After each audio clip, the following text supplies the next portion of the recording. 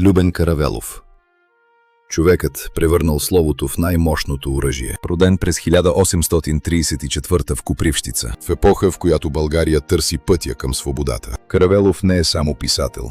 Той е журналист, публицист, мислител и революционер. С перо той изобличава несправедливостта.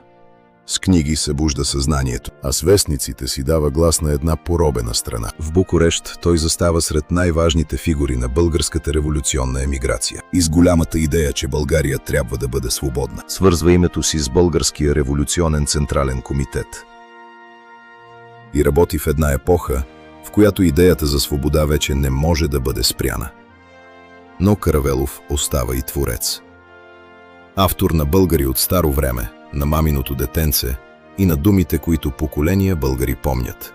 Хубава си, моя горо.